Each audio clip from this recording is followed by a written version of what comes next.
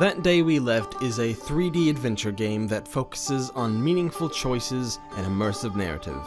The game aims to provide a realistic picture of the political and humanitarian issues that is the refugee crisis, from a refugee's point of view. If there are any questions in your mind what the goal of The Day We Left is, let its introductory paragraphs put those doubts to bed. To assure the greatest degree of realism, we base the events that happen in the game on actual situations found in stories reported by refugees. Due to the nature of the topic, we want to present the human aspect of the crisis and present characters that are fleshed out and believable. See, this is a case of what many call politics in gaming. It's been a recent fad to declare politics have no place in gaming, but such a claim is absurd. Frankly, most people who use the phrase are actually referring to politics they disagree with, and That Day We Left is a prime example of this absurdity in action. The developers are so afraid of this movement that they go out of their way to say this game is not political.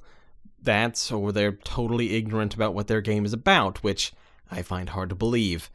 I know my fellow Clickist writer and person burnin' for you, Brian Rumsey, just published this exact same article yesterday about This Is the Police, but whatever. Maybe the video and article teams shouldn't be so separated. You ever thought of that? Oh wait, I should be asking myself that. Developer Inner Void Interactive, based in Rome, are seeking to create a game all about the Syrian refugee crisis caused by 5 years of civil war in Syria, and they're using Kickstarter to fund that game. If you're unfamiliar with the Civil War, or even the refugee crisis, then you seriously need to pick up a newspaper, or your digital equivalent. Basically, as the name suggests, it's a terrible conflict that has left countless dead and even more without a home. Those now homeless people have sought to start a new life in Europe, and most Europeans are less than thrilled with the situation, for reasons I'm not going to begin to describe here. The long and short of it is this.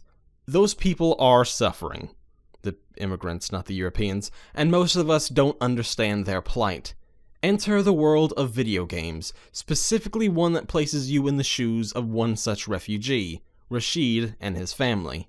With this game, we're going to be seeing more than just a display of politics in video games. We're going to go beyond the confines of this specific title and into the use of video games as a form of art and expression, a reflection of real-world events. We're seeing war refugees fleeing their homes, and artists in Italy, and what has been called a highway for these immigrants, expressing how they view these refugees through the lens of a refugee, as well as the use of a crowdfunding platform to raise funds for such an endeavor, and an ignorant 24-year-old American reducing complex issues into a short video while trying to sound smart. That Day We Left is an adventure game, with the gameplay from a Telltale game and the graphics from, well, a Kickstarter game, frankly. What sets it apart, though, is its setting. The player is put in the shoes of Rashid, as they try and escape Syria and find a new home for themselves in a totally foreign world that grows increasingly hostile towards them. Okay, so they never directly reference Syria, other than to say they were inspired by current events, but it's pretty clear an allegory, as you'll find. Inner Void say they are taking extreme care to make the game as accurate as possible. The game starts as the war breaks out, and Rashid must lead not only his family, but a whole group of survivors to Europe. To do so, you'll have to scavenge for food and other supplies, deal with border security, keep your group together, all while making sure neither you nor your family are killed in the war, or by drowning in some makeshift raft, or through starvation or the extreme desert heat. In gameplay terms, that translates to, dialogue options, player choices, survival elements, and resource management.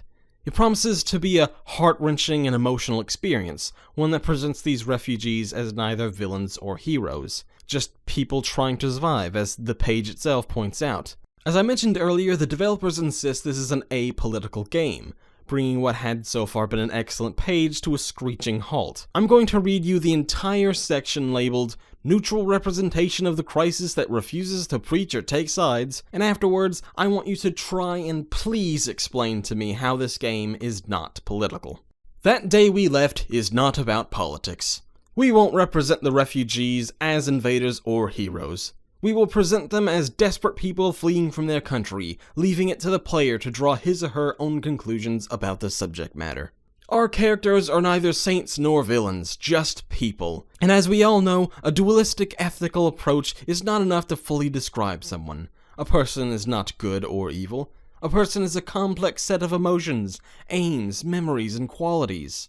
The player will find characters he could gladly befriend in real life, as well as scumbags he will only despise, although most of it will depend on the player's own ethical and political views. But that's okay. This is how things work for our kind. We do believe in relativism, and that is why we aim to shape our story from a neutral point of view.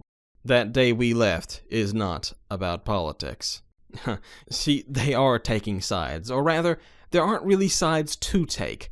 By presenting these refugees as people trying to survive and not heroes or villains, that alone is making a political statement. That whole thing was a political statement. In a continent that is literally tearing itself apart over the simple fact that some people don't want to live in a war zone, fueled by the ridiculous notion that all of them are terrorists or freeloaders, taking what you described as a neutral stand is anything but. It's a rational stand. It's a stand that says, hey, we're not a bunch of assholes, and maybe there's more than one side to this. The real heavy political stuff is, I don't know if relegated is the right term, but certainly forced into the hands of indie developers, and even indie publishers aren't all that interested in these games. That's why we see so many of them on Kickstarter. Crowdfunding is good for more than just reviving dead genres or retro gaming. It's a breeding ground for new ideas and influences, to quote myself from a previous article. We see this all the times in games like Need to Know, This is the Police, The Sun Also Rises, 1979 The Revolution, even though that one failed, Mainlining, even though that one did get picked up by a publisher, but the list goes on. Even games that don't use crowdfunding like Paper Please would be butchered if the political messages were removed from them. Yet every time one of these games comes up, especially ones like The Day We Left, which explores a different side that's usually demonized, things get messy. Take for instance Jim Sterling, who had to disable the comments section on the video he did praising the game, barely even mentioning the political overtones. Yet the video attracted comments like this for the very short time they were open. This is what people mean when they want politics out of their games. It's not about taking politics out of games. It's about taking ideas out of games. And this is why developers can't claim their games are apolitical, because of the situations that arise out of them, the feelings people get out of them. This is politics. This is engaging in politics. Sure, we're not talking directly about what can be done about the Syrian refugee crisis or the US presidential election, but it's dealing with these topics and forcing us to think about them in different ways. Without a political message, censoring the political message if you will, games like The Day We Left and every other one I mentioned earlier wouldn't exist.